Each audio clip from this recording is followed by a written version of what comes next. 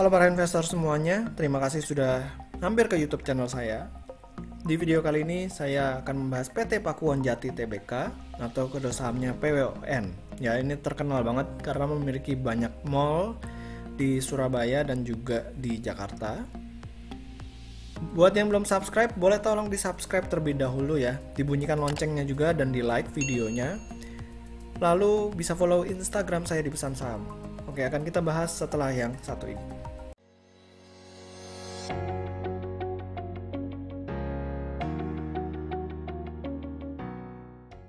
Buat kalian yang suka pergi ke Tunjungan Plaza atau TP, terus Pakuwon City, Pakuwon Mall, nah itu punyanya si PT Pakuwon Jati Tbk. Atau misalnya kalian pergi ke daerah Jakarta Selatan, terus ke kota Kasablanka tuh ya, terus Gandaria City yang biasanya kalau di depannya tuh jalannya selalu macet. Nah itu punyanya PT Pakuwon Jati Tbk juga atau si PWON ini. Nah kalau melihat company profile-nya, ini merupakan market leader di Jakarta Selatan dan juga di Surabaya. Jadi di Surabaya terkenal dengan the largest super block in Surabaya. Memiliki land bank yang sangat besar di Surabaya. Terus shopping mall juga nomor satu ya, the largest ya. Dan akan launch retail mall dan kondo di Surabaya.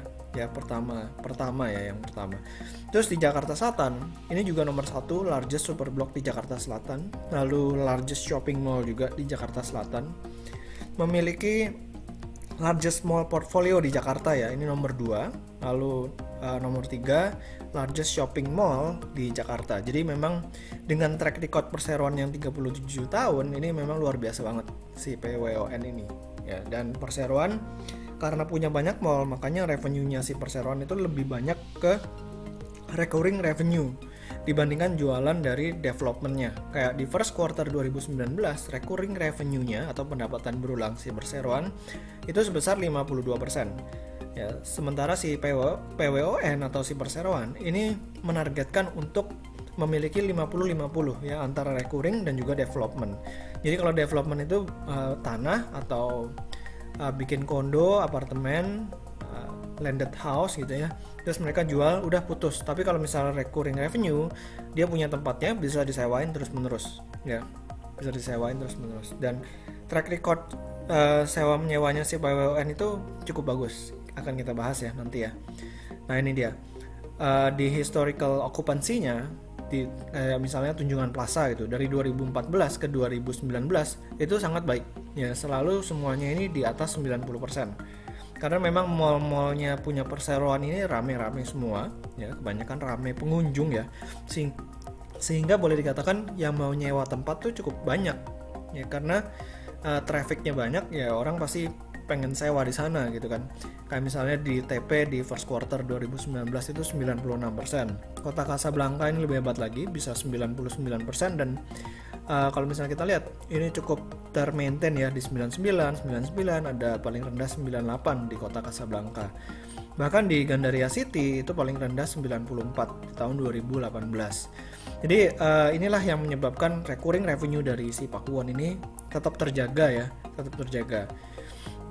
Ya, cuman kita tahu sendiri di pandemi COVID-19 kemarin mall ditutup ya karena adanya PSBB. Walaupun sekarang udah buka, tapi ada yang bilang oke, mall kayaknya nggak mungkin seramai biasanya gitu karena ada protokol-protokol khusus yang harus dipenuhi oleh perseroan.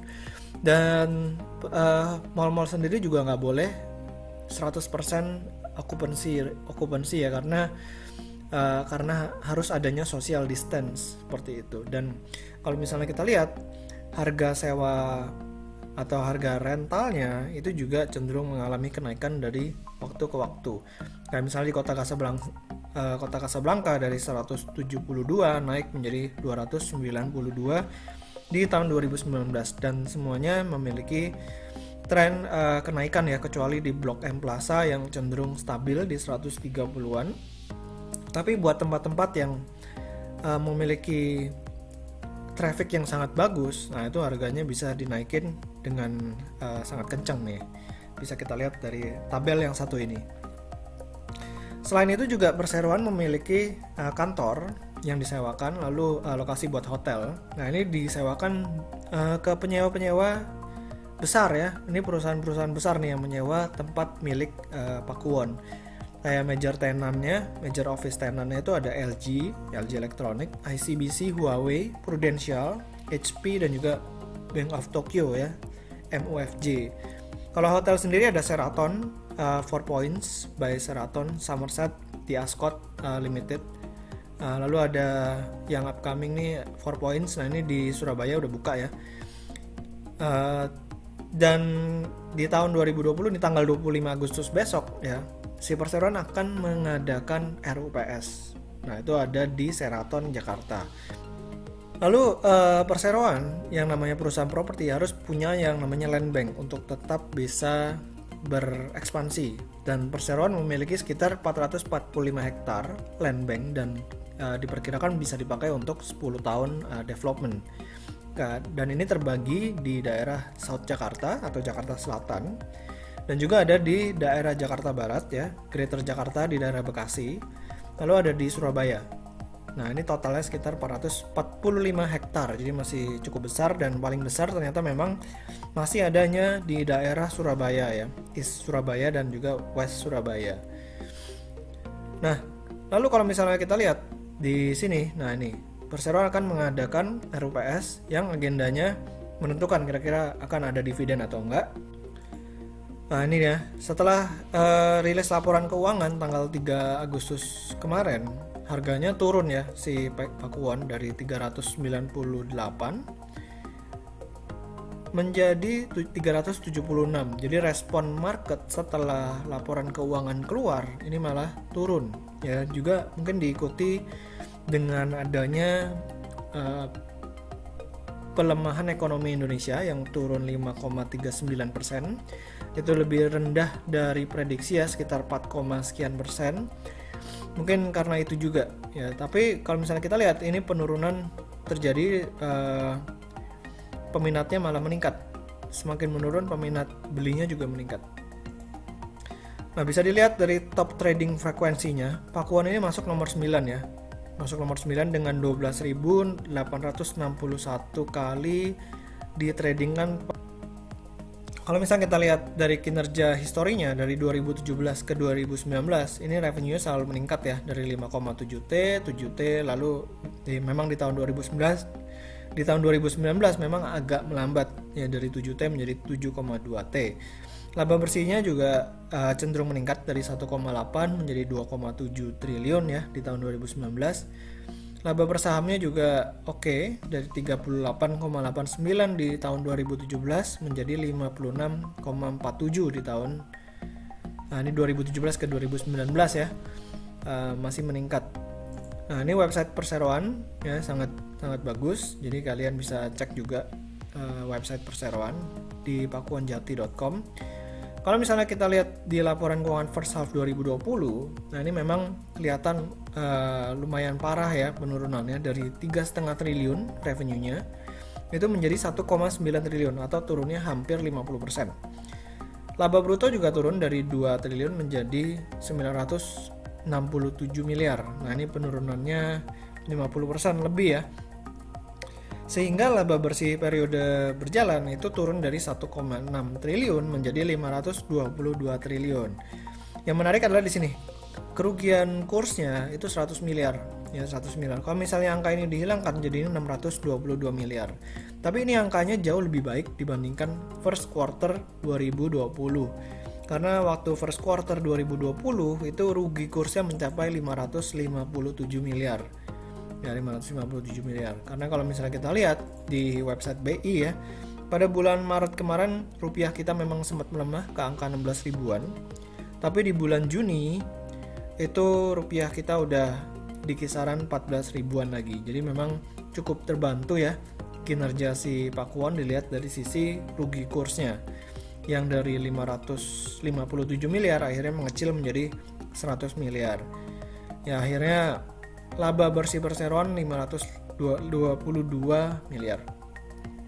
Kalau misalnya kita lihat dari sisi penerimaan kas ya, dari aktivitas operasi masih positif ya, masih bagus, 685 miliar. Lalu untuk bisa digunakan investasi 278 miliar dan membayar utang bank sekitar 603 miliar. Menurut saya ini langkah yang sangat baik karena di masa resesi seperti ini, perekonomian turun, itu mungkin nggak gitu bijak gitu ya kalau misalnya menambah utang bank. Nah, ini perseroan melakukan pembayaran utang bank, which is menurut saya keputusan yang sangat baik dari manajemen perseroan. Lalu kalau misalnya kita lihat dari sini, RTI ya, itu perseroan selalu membagikan dividen payout ratio-nya sekitar 13%, 17%, ya belasan persen ya, di bawah 20%. Dan di tahun 2019 di kisaran 56 earning per share-nya. Kalau misalnya dia bagi dividen sekitar 10%, ya itu labanya dividennya sekitar 5-6 rupiah per lembarnya ya. Nah, terus kalau misalnya kita lihat lagi, di price to earning ratio ini 18,8 kali dan price to book value ratio-nya di 1,27 kali. Cuman ini kan memang terjadi penurunan earning per share yang cukup signifikan ya, dari 56 menjadi 20 estimasinya. Nah, inilah yang menyebabkan price to earning ratio-nya ini agak tinggi. Kalau misalnya kita pakai earning per share di tahun 2019, tentu angkanya masih di kisaran 6-7 kali PE ratio. Menurut saya sangat menarik kalau misalnya di tahun 2021 kinerja perseroan akan pulih ya. Akan pulih setelah pandemi COVID-19. Dan prediksi ekonomi dunia itu tahun 2021 akan bertumbuh ya. Walaupun di tahun 2020 ekonomi dunia akan turun. Oke, jadi kesimpulannya, Pakuwon ini perusahaan yang memiliki keunggulan yang sangat baik dan memiliki nama yang sangat bagus ya, terutama di Surabaya dan juga Jakarta Selatan. Dan harganya kali ini lagi terdiskon cukup lumayan karena adanya pandemi COVID-19 sehingga memukul kinerja perseroan. Dari yang tadinya bisa profit 1,6 triliun di first half 2019, akhirnya dia mesti profitnya cuman 500-an miliar di tahun 2020 first half-nya. Nah, jadi buat para investor yang tertarik dengan perusahaan properti yang memiliki nama seperti Pakuwon ini, ya mulai boleh nyicil ya kalau misalnya terdapat penurunan lagi di saham Pakuwon ini. Oke, demikian dari saya analisa saham Pakuwon. Semoga videonya bermanfaat. Di like ya kalau misalnya bermanfaat. Jangan lupa untuk di subscribe YouTube channel saya dan juga follow Instagram saya di Pesan Saham. Selamat berinvestasi.